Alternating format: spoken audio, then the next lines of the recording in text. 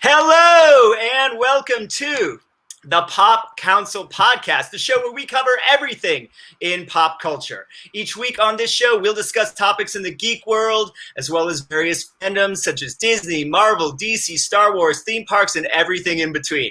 I'm Jami, Philbrick, entertainment journalist and critic for We Live Entertainment and member of the Hollywood Critics Association.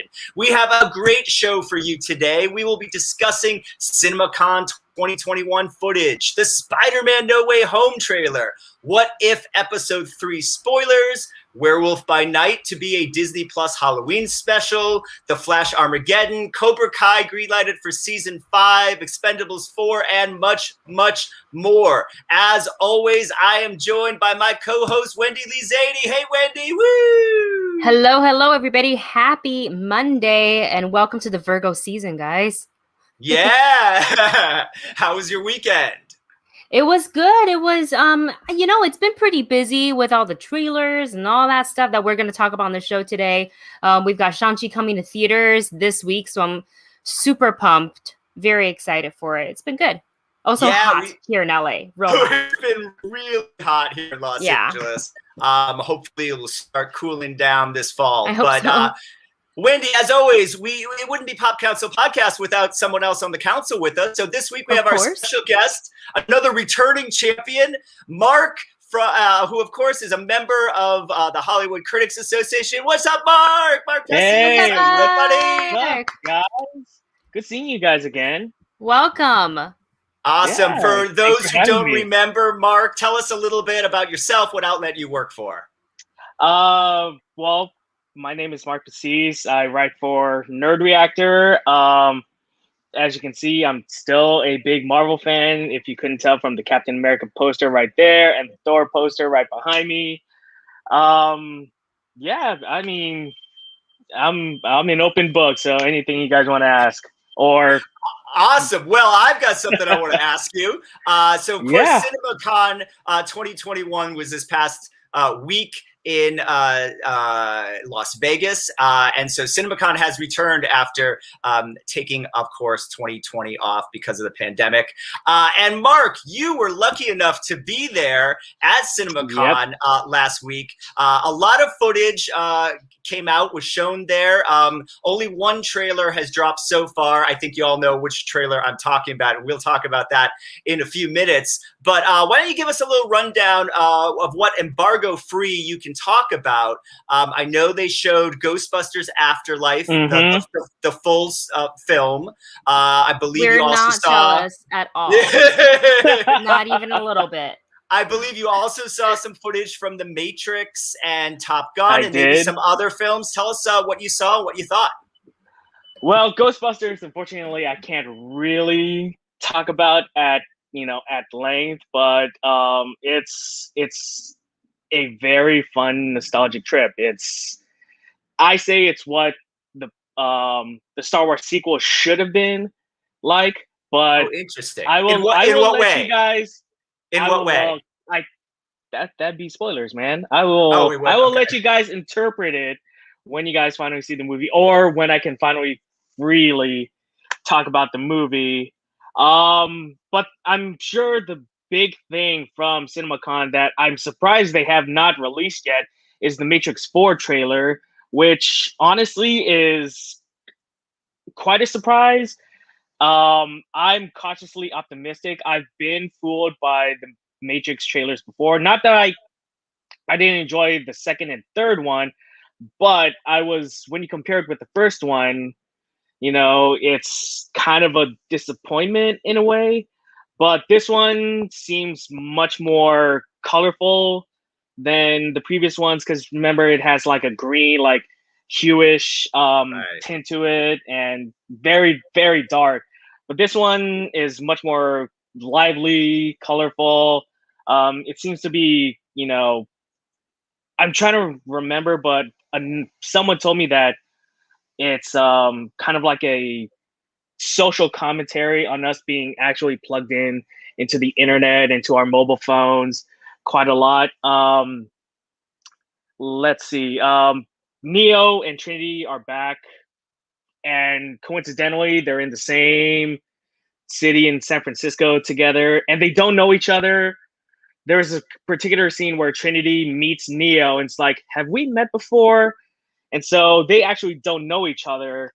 Neo is going through therapy because he is remembering stuff from the Matrix, but Neil Patrick Harris is the therapist, and he's telling him, it's like, well, maybe it's just all in your head. It's, not what you think it is.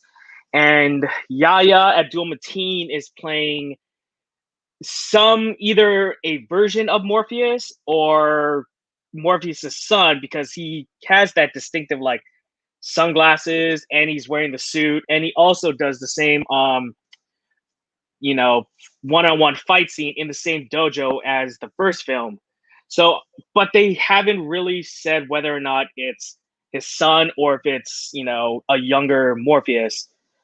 And yeah, it's the fight scenes are crazy. The action is very dynamic. So that was never really a problem with, the Matrix to begin with, but I'm excited. I'm honestly cautiously optimistic about the Matrix, but that's just one of the many things. The other one that stood out to me is during the Universal panel, they finally unveiled Scott Derrickson's new movie post departure from Doctor Strange, which is called The Black Phone, and it's honestly a really, really cool escape room type concept where Ethan Hawke finally, decides to become a bad guy because, apparently he has a no villain policy. So Scott Derrickson convinced him to play a villain for the first time ever.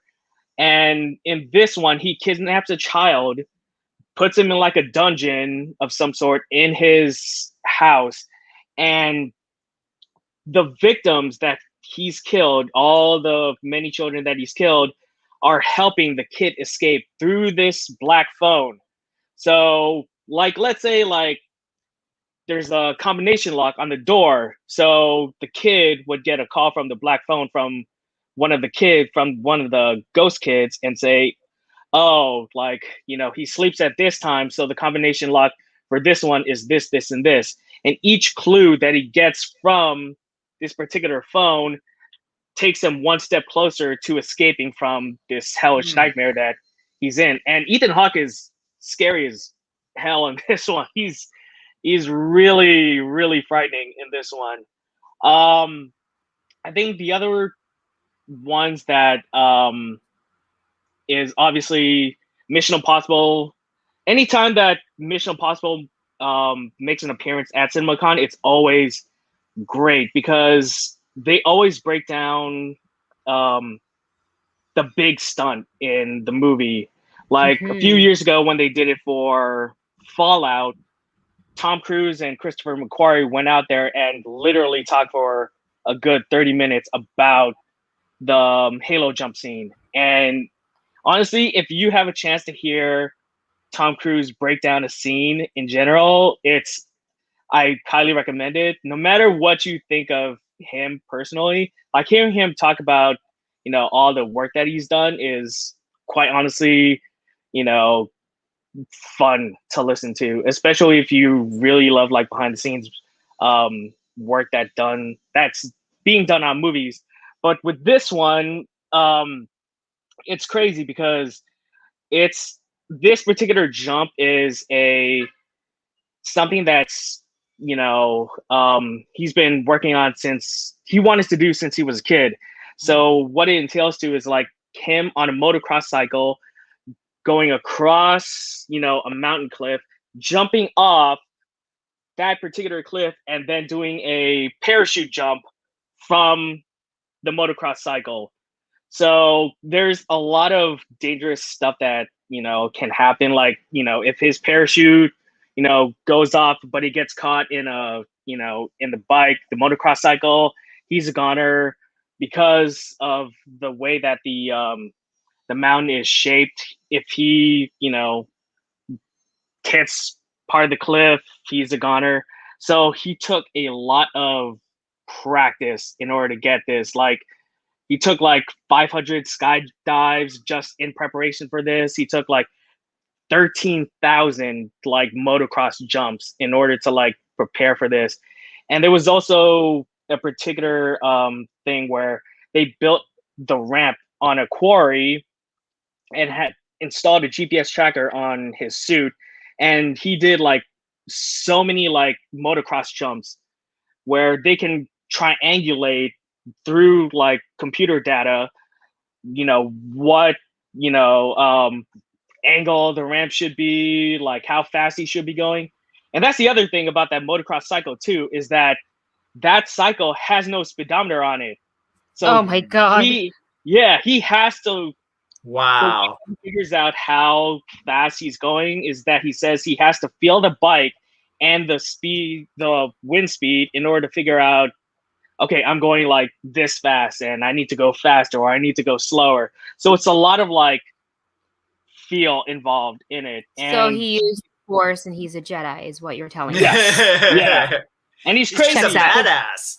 Yeah. He did that. Apparently as dangerous as that stunt was, he did it like 16 times, I think. It's crazy. Like, one take is enough. We got it. They should have been like, we got it. Done. Yeah, no. Yeah. After the clip that they showed, he's like, I feel like I can hold on to the bike longer. And then next thing you know, they say, oh yeah, he just did it like, 16 times. Or so. Oh no, 6 times. 6 times. He did it 6 times. Yeah, which is still crazy because the preparation for him to like go back up, helicopter back up is just insane. And I guess the last thing that, I really want to talk about is Top Gun, which is they showed the first 13 minutes of the movie. I wish they actually showed. Yeah, I wish they actually showed the movie itself because that, to be honest, that entire Paramount panel was kind of like, a giant tease because they showed Mission Impossible first. They showed 13 minutes of Top Gun. And then the movie that they showed after that was Clifford the Big Red Dog. So, I mean, it's kind of sad, but, half the theater left after, Right. Oh no. Yeah, I felt bad, but I would have stepped in like, oh no. Yeah, I mean, I left too. I'm not gonna lie. But, I mean, you're not the target audience. You can wait for Clifford. Yeah, exactly. But the opening scene for Top Gun is it's a nice mix of nostalgia, like it opens exactly like how the original did. Wow. Yeah, including Danger Zone being in the movie. Yes, Danger Zone is in the movie, which is we figured, but it's nice how's that not a spoiler? Wow. Because it's Kenny expected. Loggins is back? Yeah, it is. It's expected. Yeah. Come on. Spoiler alert. But then it goes up into the new story, which I don't know if you guys remember the rumors that it has to deal with drones being in the movie, and in a way it kind of was revealed in that opening part because Maverick is a pilot for this highly experimental like jet plane where he's getting funded a lot of money for this particular plane to go Mach 10, but they said that funding for that plane is being pulled because the admiral, who's played by Ed Harris, wants to use that funding to fund his aerial drones. So, Maverick is like, he's not here yet. Let's go. If he wants Mach 10, we'll give him Mach 10. And so he goes up there, and it's a very like tense moment because, the admiral does show up obviously, and Maverick is up there, and you see the Mach speedometer or whatever those things are called, like going like 9.7, 9.8, 9.9 in like the slowest way possible. And then once it hits like 10, everybody cheers. But then there's like this, little pause because it's Maverick and you know that he wants to go faster than 10. And so the guy who's, spearheading Mission Control, is like, oh no, he's not going to do it, is he? And then next thing you know, is like, I think, and Maverick is like, I think we can go faster, and so he starts to push it past Mach 10, which basically explodes the plane, and he ends up in this diner in the middle of nowhere. So yeah, and oh wait, there actually is one more thing, which is a really, really long name that I have to re-look it up. Oh my god, okay, I know what you're gonna tell us. The Unbearable Weight of Massive Talent, which is the Nicolas Cage meta movie, which is as funny as it sounds, and watching the footage is even funnier to watch because Nicolas Cage goes full Nicolas Cage, and he just anything that all the memes, everything that you expect from Nicolas Cage, he does it in the movie, and you know it's funny to watch, and it's not because Nicolas Cage is just becoming like Nicolas Cage. Like there's a story behind it because you know Nicolas Cage is trying to find work, but he just can't find work because you know for some reason no one wants to hire Nicolas Cage, and so he's thinking about quitting up until Pedro Pascal hits him up. He's a big fan, offers him $1 million to you know to hang out with him for I guess a week or something like that, and it's at that point where he's hanging out with Pedro where he starts to find himself again, you know, having fun, doing, you know, Nicolas Cage impressions of himself to Pedro, who's a big fan. Like Pedro even has a really, really ugly wax statue of Nicolas Cage, where Nicolas Cage is like, man, that thing looks grotesque. How much do you want for it? So that's awesome. So it's I can't wait till you guys see the trailer for that because it's funny. It's really funny. I'm a huge Nicolas Cage fan, so to see Cage go full Cage, like I'm in. I'm in for that. Nice. He goes full Cage.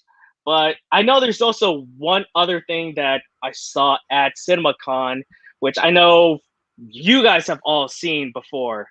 So could it be this movie? That's it. So of course, Spider-Man No Way Home trailer debuted. We talked about it, Wendy. You and I talked about it last week. We knew that it was probably going to drop later that day, and in fact, it did at the Sony presentation last Monday night. So all three of us have had a chance to see the trailer. Of course, we can see here Doctor Strange. He was very prominent in the trailer.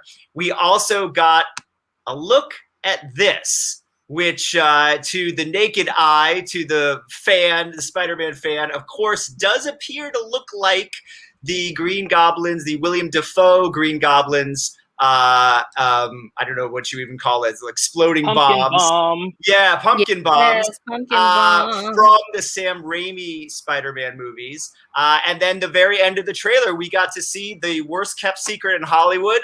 Alfred Molina is returning to Spider-Man No Way Home as his Dr. Octopus from Sam Raimi's Spider-Man 2. So a lot to chew on in this trailer. I thought it was really great. I mean, I've heard a few complaints that Spider-Man's not the lead of his movie again, and there's some fans complaining this is a Doctor Strange movie now. The first one was Iron Man, and then Mysterio and Nick Fury and the Skrulls, and now this is Doctor Strange. I mean, I don't agree with that. I am all for. I think that once we see this movie and it comes out, this will be a full-on Spider-Man movie.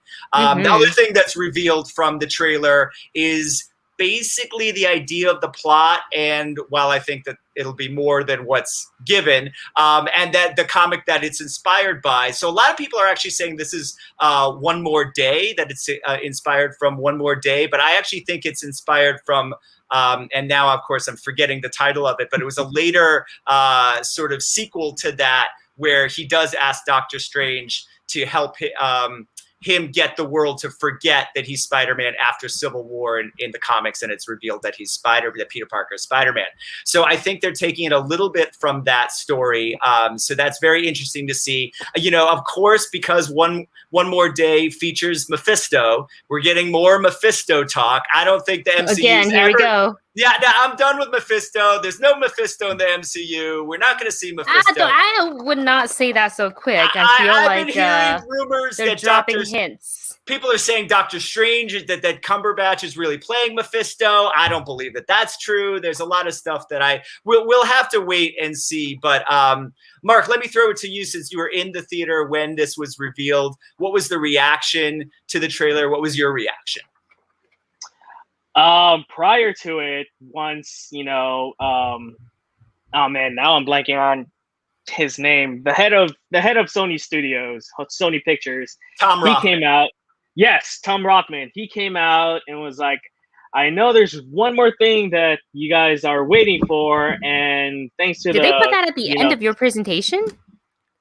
No, it was actually the first thing. Actually, oh, well, that's good. Because it was the first thing because Rothman revealed the trailer, and then after that, both Jason and Ivan Reitman came out to introduce Ghostbusters to the crowd. So that's when we realized, like, oh wow, you guys are actually showing us the whole thing. But anyways, that's beside the point. Afterwards, like, everybody was sharing. Like, we knew that, because of the rumors and because it's Sony presentation, they were definitely going to show the trailer. So once, Rothman, and the leak, right, the day before. So once we saw that, we were like, oh yeah, they're definitely showing it tonight. And everybody was just so elated. It's like, finally, I mean, you guys too. It's like, whatever your guys' reaction is, it was the same reaction that we all had at the theater in Vegas that day. I mean, what do you guys think? Yeah, because it broke records. Yeah, Wendy, what are your thoughts on the trailer? I mean, ever since the leak, which was weird because I heard that it leaked on TikTok of all places. I'm like, the what now? I was like, I'm not even on TikTok. I mean, I have a TikTok account, but I'm not even on it to have like caught it. And would I have watched it? No, because I don't want to watch it on somebody's phone, taping somebody else's phone or however it was. But anyways, I think a bunch of us were speculating that they would drop the trailer because it was supposed to be presented at CinemaCon. That's not a guarantee that it was going to drop. So, having a YouTube channel that does some reaction videos, I definitely had to set up, and I was like, okay, the presentation's at 6. They could either show it at 6 on the dot to be like, look, it was leaked, we just got to get this out ASAP, or they do it at 9 or like 8:30 towards the end, not knowing that they were going to show you guys Ghostbusters. So I was sitting there, and then I went, what if they did it like halfway through?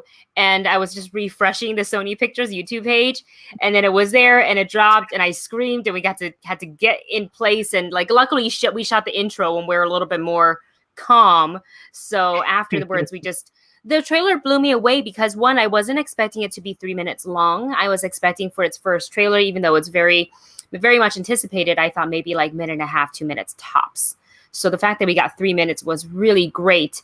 And to see that Doctor Strange was a lot more heavily involved than anyone expected, I would say, that was kind of interesting.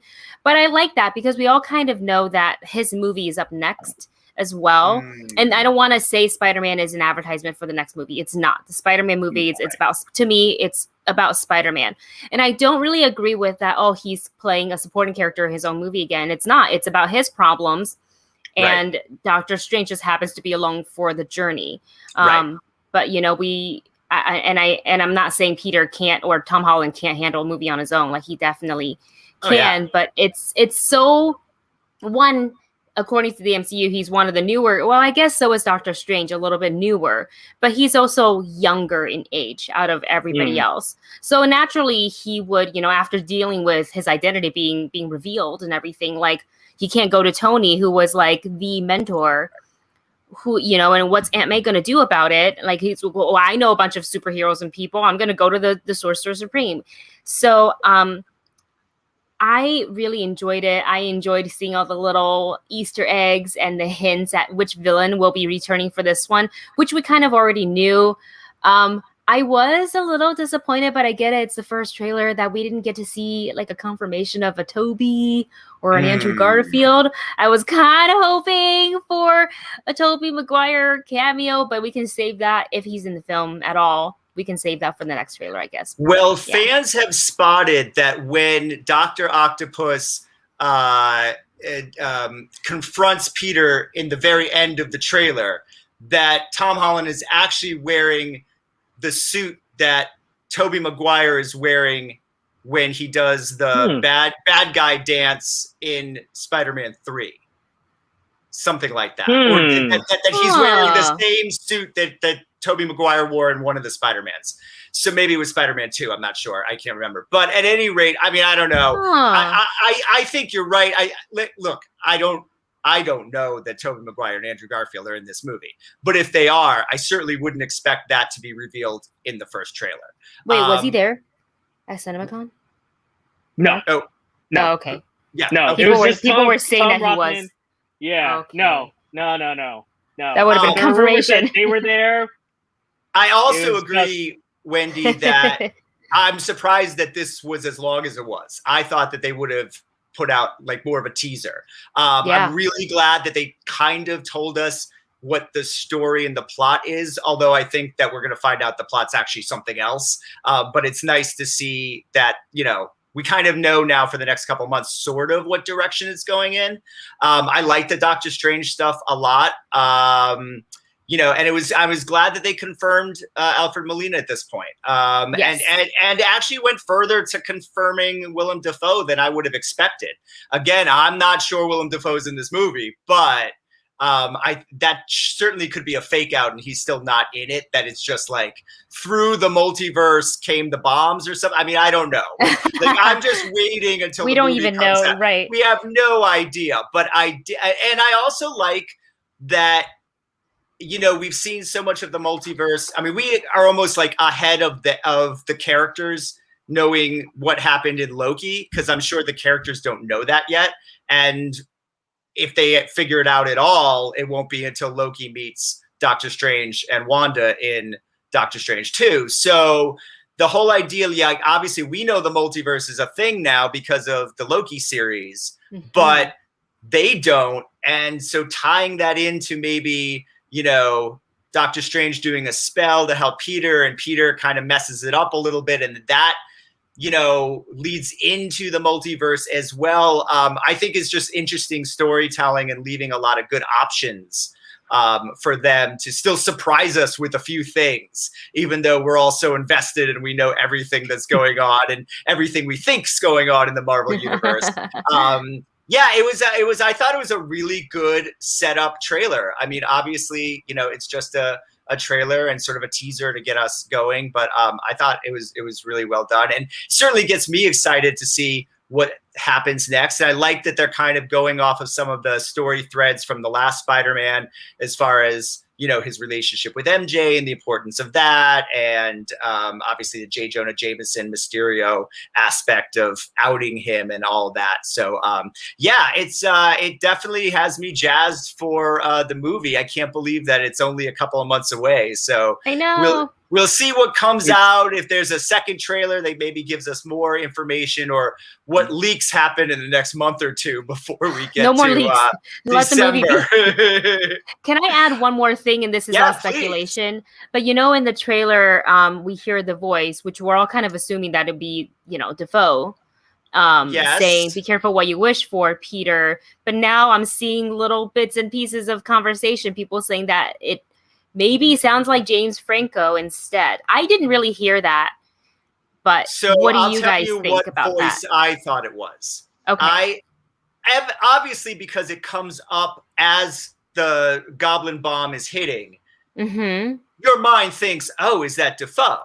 But I was like, I don't think that's Dafoe's voice. It could be. It's not. If it is, he's not doing like the same voice he did in the old Spider-Mans. He definitely made his voice sound different. Yeah. But I actually think it's Michael Keaton. Vulture. I think that voice sounded like Michael Keaton, and that they put it over that shot to make us think that it's Dafoe, but it sounds like something to me that Keaton's character would have said to Peter. And he's another person that I'm ready to say Michael Keaton's in the movie before I'm ready to say Willem Dafoe is. Do you know what I mean? Like, I'm pretty okay. Yeah, I pretty much believe Michael Keaton is gonna at least appear in this, especially since we know he appears in Mobius. So Dafoe is still kind of a question mark to me, you know, where I think Keaton's less of a question mark. So that's why I kind of went to Keaton for that, and that it's maybe a clever trailer placement to sort of throw us off. But Mark, who did you think the voice was? Doctor Strange. Because it makes sense. That's another good option. That's probably the best possibility. Yeah, because obviously Peter does come to him and wishes for everybody to forget who he is, and Doctor Strange is the one that actually grants him the wish. So I think that clip happens, you know, maybe right before he does the spell, or maybe right after when things go haywire. But I mean, I've listened to it many times since the trailer came out, and I just hear Doctor Strange like the entire time. Like, I mean, I don't know how people can hear like James Franco. Like, I know what James. Yeah, like I can hear, you know, more Benedict Cumberbatch than I do James Franco. So, but I mean, it's just one of those things where it's like, you hear what you want to hear, like that audio trickery that happened like last year. Like, what, you guys remember that? Where it's like you hear one thing. Right. I also think just about the James Franco thing, Disney's not putting James Franco in a Spider-Man movie. No. So James Franco's not returning. You know, they fired Gina Carano. They're not going to bring back someone else who has a lot of stuff going on. So there's no James Franco in Spider-Man No Way Home. No. But Doctor Strange, that could be a possibility. So I love that for Marvel fans and Spider-Man fans, that this trailer has become like the Zapruder film. You know what I mean? Like we're just going over it. Like, oh, I think I saw this, and I thought. I mean, that's part of the fun, I think. But well, moving on to another. Sorry, Mark. Did you have one more thing you wanted to add? No, because I was gonna say you guys missed out on Electro too. Oh no, we definitely noted. Yeah, we just didn't say it here, but yes, we just didn't talk. Yeah, but yeah, absolutely right. So there is also a shot in the trailer that we see actually yellow lightning, which would make us think that it's instead of the blue that was in the Amazing Spider-Man 2. Yeah, absolutely. I mean, I think we know that Jamie Foxx is going to be in the movie. Interesting that they didn't show us a little clip of that. Of him actually confirming it, but the lightning, I think, is a confirmation enough. Well, moving on to What If, and there was another great episode this week. This was What If the Avengers did not assemble, basically. And so we got to kind of revisit a lot of Phase 1 great moments. We saw Tony in the donut shop. We got to see this great image of Hulk at the university, of Bruce Banner hulking out. And someone is killing off the Avengers before Nick Fury can assemble them to defeat Loki in the Battle of New York. And of course, with no one to defeat Loki, he gets to sort of reign wild over the earth and succeed in a way that he didn't in the original Avengers film. And the big reveal is that the perpetrator, the suspect here, who was offing the Avengers, is none other than Hank Pym. We get to see Michael Douglas return to the voice of Hank Pym as Yellow Jacket this time. Now, what was really fun for me, and I think I've talked about this before with you, Wendy, as a kid, What If comics were one of like the first comics that I was able to like. It was really like the gateway into comics for me, because a lot of comics, I was 4 or 5, a lot of comics were like, kind of tough to kind of get into at that age. But What If was this great thing of like, what if Spider-Man was part of the Fantastic Four? And, you're like, what? And your mind blows. And I remember being on vacation with my cousins in Florida at 5 years old and being in a comic book store, looking through the comics and seeing what if Yellow Jacket killed the Avengers. And I was like, what? And so I think that's where they kind of got a little bit of this idea, sort of took that idea and then added it to obviously phase 1 and sort of the things that the MCU has established. So I loved kind of bringing that in and seeing a crazy Michael Douglas and he blames Nick Fury and the Avengers, even though they have not become the Avengers yet, blames Nick Fury for his wife and daughter being killed. So I thought it was a really fun episode. Not quite as great in some ways as the last episode, but there was a lot of emotion obviously riding on that, and was really just a great imaginative episode. The first one we talked about, Captain Carter, that's a great episode, but not really that what ify, this is another one that seems pretty what ify, and I like that they took it from the comic book story, but maybe not as good as the T'Challa episode, but pretty good. Wendy, let me throw it to you. What were your thoughts on this week's episode? Well, I was just so shocked, and I know it's what if, so I really shouldn't be shocked, but I like that, sometimes when I watch things, I get really, like Darcy, like I'm invested. So when I was watching and it wasn't Darcy. Just I love 100%, 100%. Need my coffee. I gotta get my coffee, and I'm invested. That's great. Which is, and I thought that's interesting, and I knew right away it was going to play sort of like a murder mystery, which I love watching, because when I watch alone, usually when I'm trying to predict, I'm usually wrong. I think I was kind of on the right track for this one, but it really wasn't until we're almost done with the episode and it was, Natasha Romanoff calling Nick Fury, and he's listening to her voicemail saying, hope, it's all about hope. And at first I was like, what, like the rebellion, like Star Wars? That's what? Kind of my brain went there immediately, because the rebellion's built on hope. And then I was like, hope, hope, hope, because earlier they literally showed us all the other names of the other Avengers, like on her computer file. And it said, I think it said Jane Van Dyne and not Hope in that one. But then she made the connection and said Hope. And I was like, oh my gosh, could it be Hank? Could it be Scott? But then I figure at this point, if the initiative hadn't kicked off, then I'm thinking Hank or Scott wouldn't have been able to steal the Ant-Man suit to begin with. So I was surprised that it was the Yellow Jacket costume at the end and not the Ant-Man costume, which I love, because I love that costume. And I love that it got more, got more eyes on it this time around than in just the movie. No, I really liked it, especially seeing like the Hulk die, which I'm still a little yeah. I thought he was unkillable.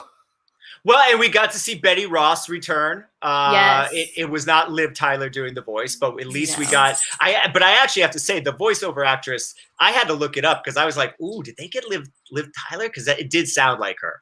I thought that voice actress did a good job. So that was interesting. And a lot of people forget that Hank Pym is the original Yellow Jacket from the comics. I think because of the movie and sort of the more recent history, a lot of fans forget that. So that was interesting. Mark, what were your thoughts and reactions to this week's episode?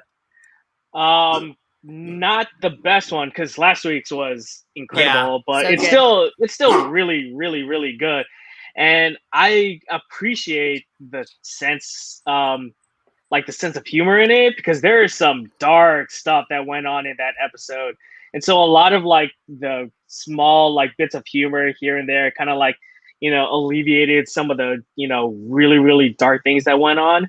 And I also did slightly enjoy, Hank Pym, being the guy that, killed the Avengers, because, as you, pointed out, like Hank Pym when Janet disappeared, like he went to a very, very dark place in the movie and became obsessed with bringing back Janet.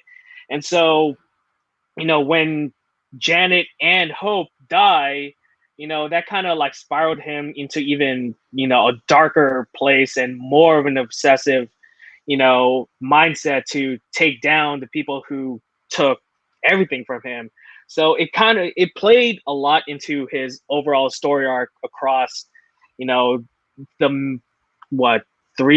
2 movies that he's been in. Yeah. And so it made a lot of sense. And I appreciated, that kind of like, little like tidbit that plays into his own, character. But yeah, overall, it was great. And like you, I was shocked that they actually killed the Hulk. Because when they were like killing everybody, I'm like, how are they going to do it with the Hulk? Right. Yeah, it's like, how are you going to kill off the Hulk? But once I found out that it was Hank Pym, I'm like, oh, yeah, of course it is. Because, it's like that joke that that came out during Endgame where all you have to do to beat Thanos is, for Ant-Man to like, and Thanos was the theory. Yeah. So, that made a lot of sense once I figured out who it actually was. So yeah, it's it was great. And that that last scene with Loki going into the United Nations, which is obviously that was a good play off of the Black Panther, which is obviously like the total opposite message that it was trying to tell at that point. And yeah, it was I really like the episode, and hopefully next week's whatever the Doctor Strange one is. Do we even know? It's Doctor Strange, right? Yeah, it's Doctor Strange. That's an interesting thing, because now that we've caught up with the show, because we were all afforded 3 episodes to see ahead of time, and now we don't know. So you think it's the Doctor Strange, the evil Doctor Strange episode coming up next? Well, a few people are saying that. They already announced it. They already posted an image of Doctor Strange, and that's but we don't know if next it's episode. Awesome. Yeah, but we don't know if it's the Marvel Zombies one or if it's the evil Doctor Strange one.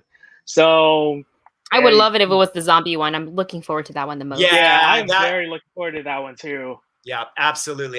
Yeah, and I think you're right, Mark.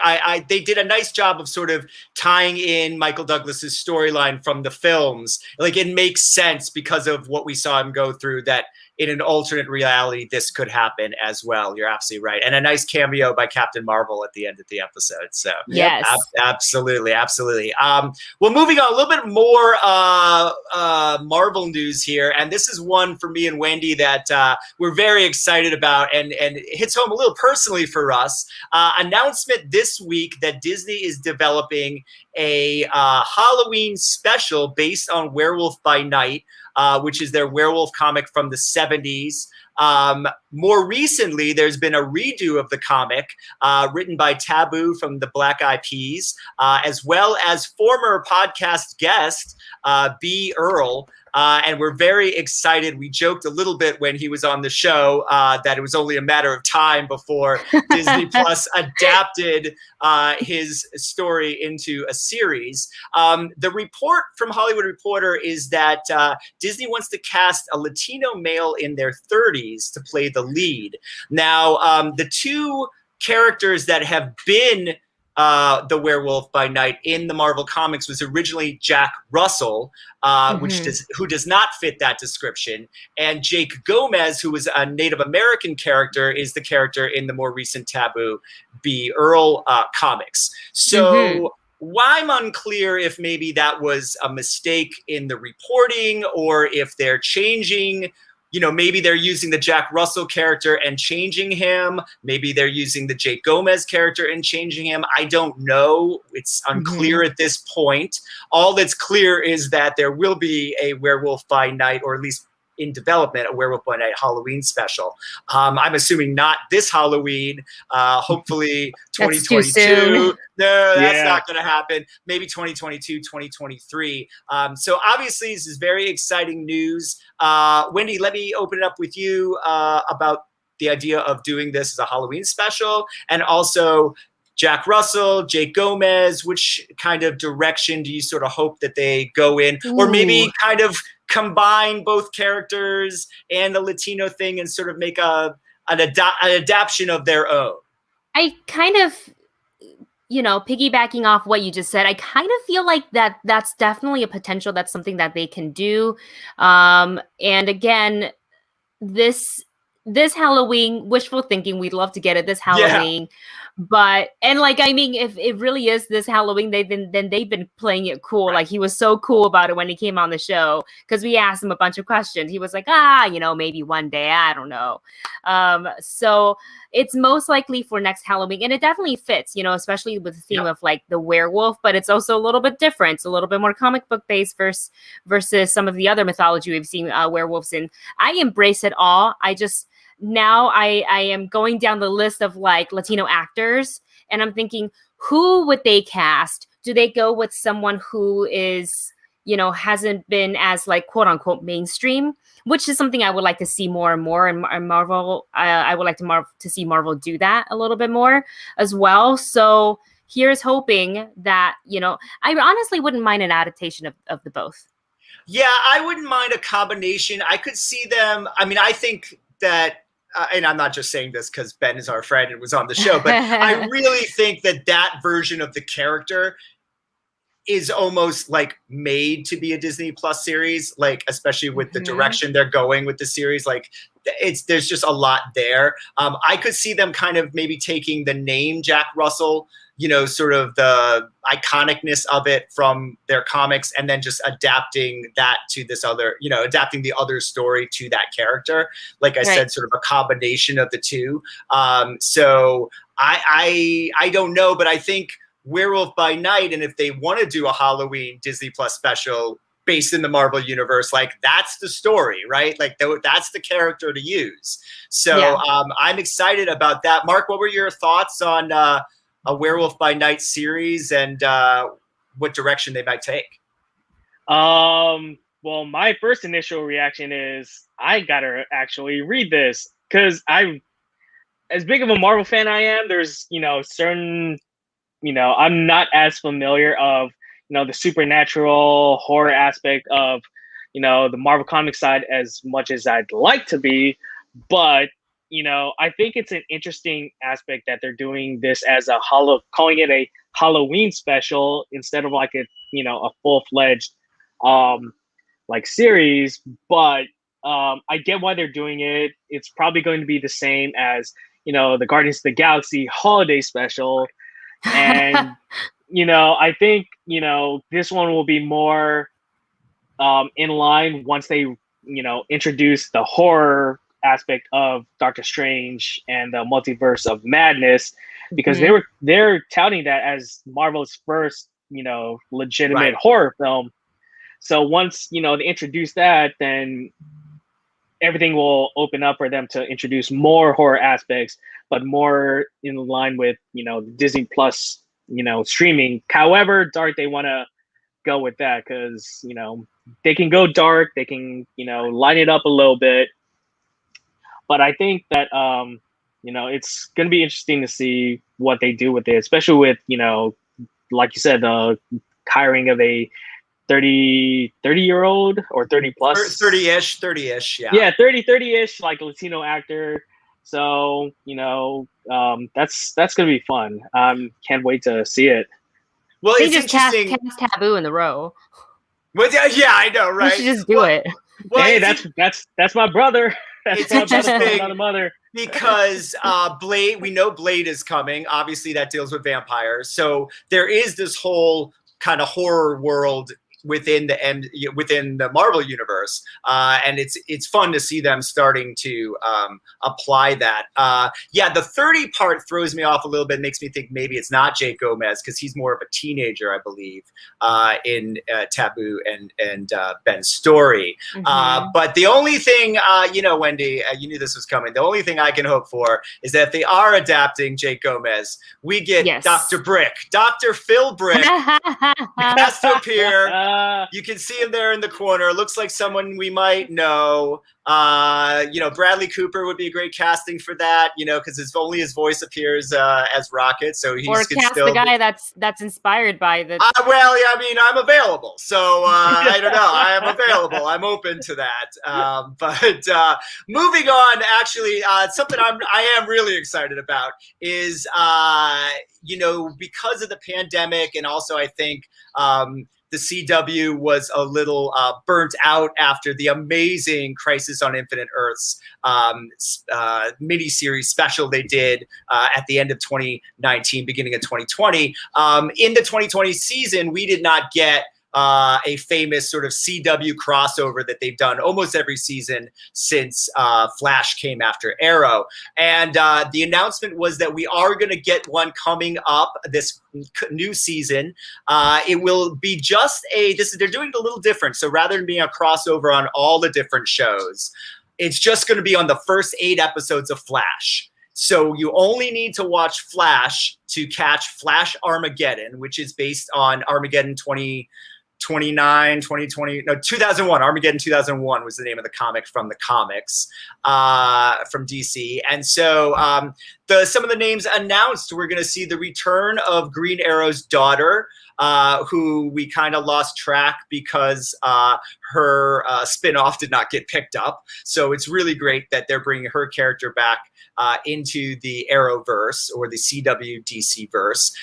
Brandon Routh will come back as the Atom, as well as the Ryan Choi Atom, who was introduced in the Crisis on Infinite Earths, and we haven't seen anything else from them since then. So that's great. We're going to get our first new Batwoman team up with the Flash, and then Black Lightning is going to come back as well, which is great since his series just ended, and they went to all the trouble of putting him in Crisis on Infinite Earths and getting him into the Marvel Universe. The DC CW universe. It just comes off the tongue when we're talking about such things. And also villains. I want to announce that they have cast Tony Curran as Despero. So Despero will be sort of the big bad, I think, in this crossover, as well as Neil McDonough returning as Damian Dark and the great Tom Cavanaugh returning as Reverse Flash. Mm-hmm. So a lot of casting announcements, a lot of excitement. As a longtime fan of obviously Arrow, Green Arrow, the Arrowverse, and everything they've done on the CW. I love those shows. I feel like they sort of lost their way after Crisis for Infinite Earths. I feel like they spent 8 years really leading up to that in a lot of ways and maybe didn't know what to do after that, especially with the series that continued after that. With Arrow, they just ended it, Crisis on Infinite Earths. I think there was one episode after that was sort of like a epilogue for them, but that was it. So I think it's really great that, we've seen Black Lightning went off the air, Supergirl, this is its final season.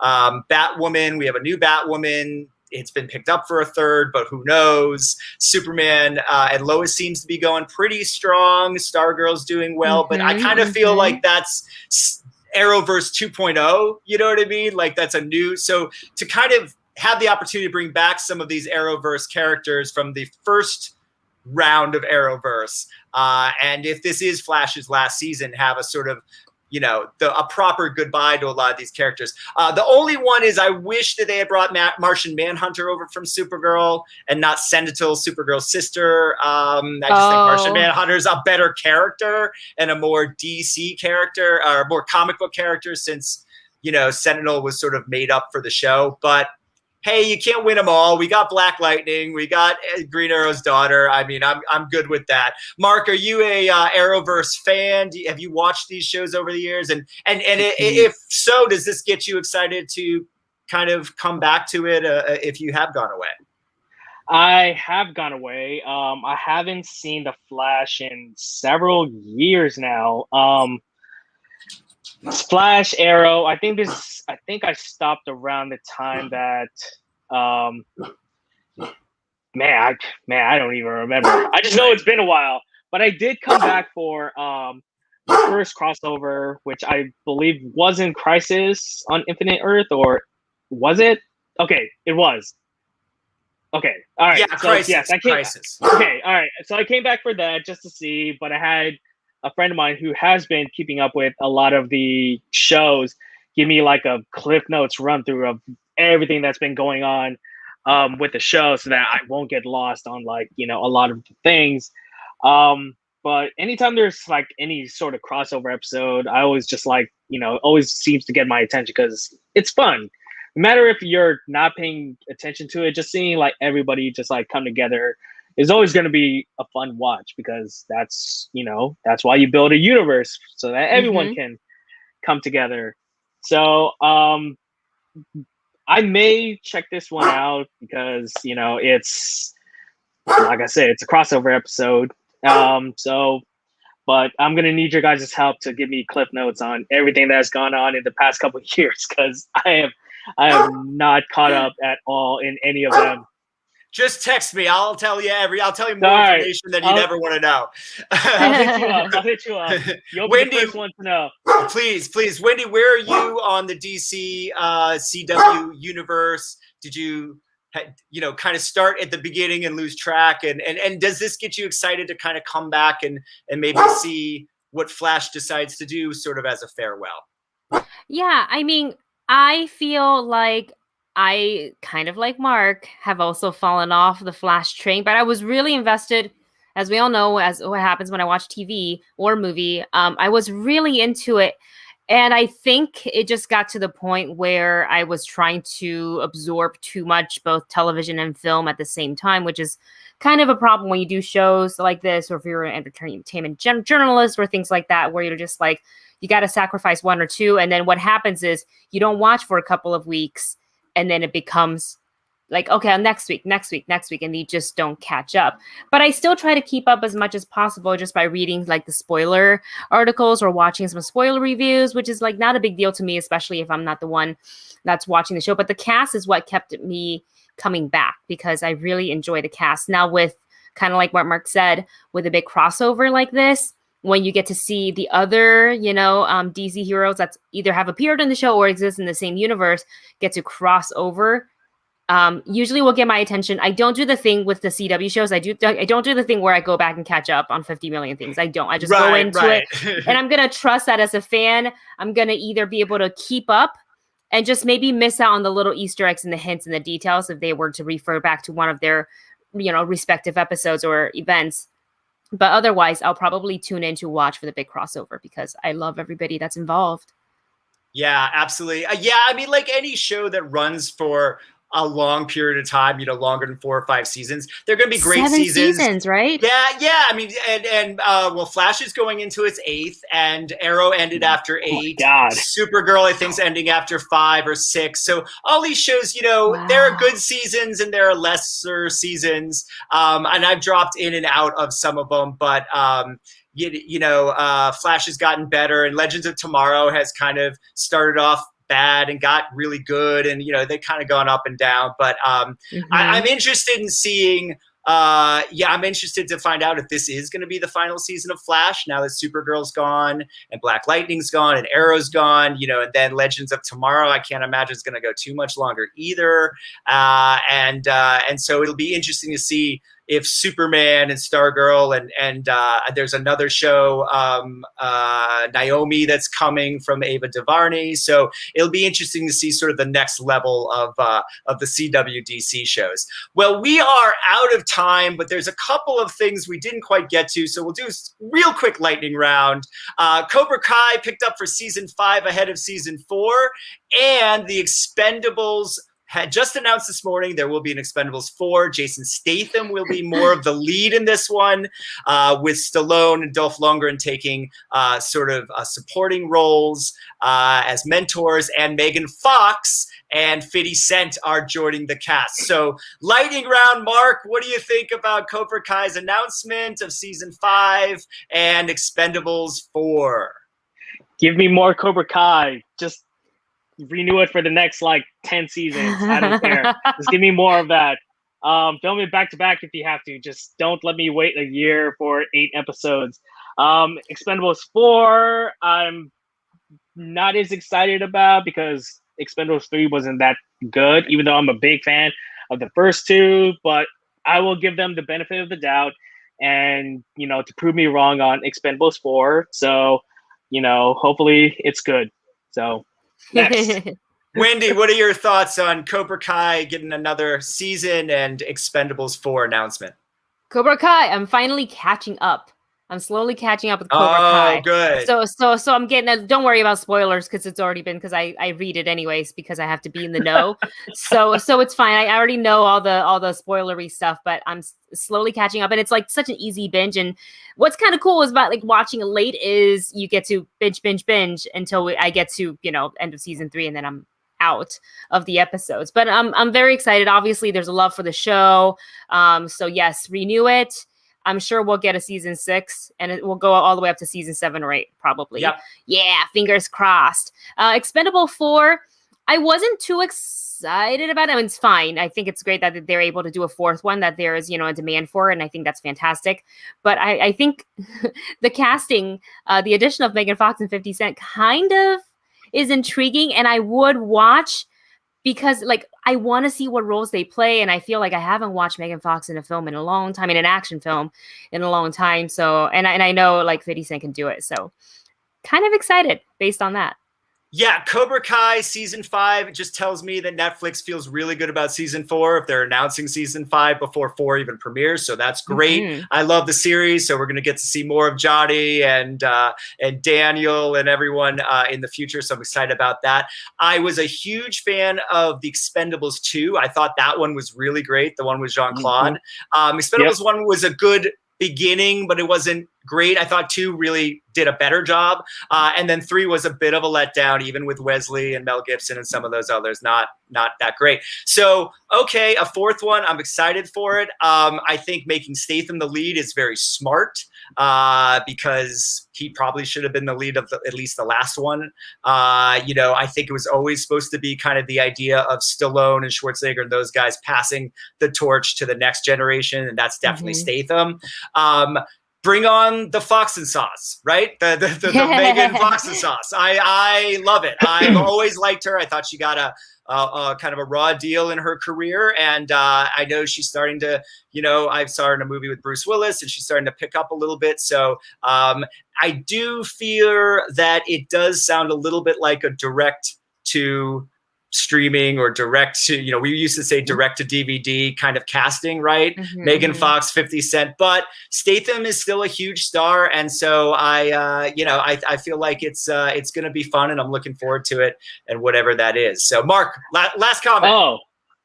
Going what you said about Next Generation, I totally forgot that I'm excited that Tony Jaa is also an Expendables 4 too. Yes, thank you for saying that. Yes, he is. Yes. Elephant Warrior, Elephant Protector. Hell yes. So I'm excited. Anything Tony Jaa does, I'm all in for. So the action will be there. Yeah, the action. Oh yeah, good. He's so underutilized, though. I feel like in these ensemble films. So hopefully in this movie, where it's all about action, fingers crossed. Yeah. Really, if you haven't watched Unbuck, you gotta go watch it. And it's an interesting, and that Tony and Megan and Jason and Stallone and Dolph Lundgren, that's a team I'd go to war with. So, I'm looking forward to that. That's going to be awesome. Unfortunately, we are out of time for this week, but super great show. We covered so much. We just want to thank our audience for checking in and remind you guys that we are just one of the shows on the Hollywood Critics Association that we've been launching this year. So make sure you hit the subscribe button, like this video, and tune in to Pop Council every Monday at 11 a.m. Pacific time. We also have the Long Box with Tessa Smith and Janita Davis. That's on Tuesdays at 11 a.m. Eastern time, 8 a.m. Pacific time. Horrifically Horrifying on Wednesdays at 11 a.m. with Heather Wixon and Kevin Taft. We have a new show called Hollywood Approved with Yale and Kristen. That's 3 p.m. Pacific time. We also have What to Stream on Thursdays at 11 a.m. hosted by Morgan Rojas, and What's Trending in Hollywood on Fridays at 11 a.m. hosted by Scott Manzel. I want to thank Mark. Yay, Mark, our returning champion, for being here this week. Mark, tell everyone where they can check you out. Well, you can find me at nerdreactor.com, and that right there at Pacman NR7 is my handle all across Twitter, Instagram. So you can find me on those social channels. And great seeing you guys again. Great seeing you. And Wendy, tell everyone where they can find you. You can find me right here on YouTube under the Movie Couple channel. You can find me on Twitter and Instagram at just my name at Wendy Lee Szany. Awesome. And you can find me on Twitter and Instagram at Philbrick, or just at my name on Facebook. Thank you all for watching this week. We'll see you. We may be here next week on Labor Day weekend. We may be not. So if we're here, check us out. And if we're not, we'll see you in 2 weeks. Bye. Bye, everyone.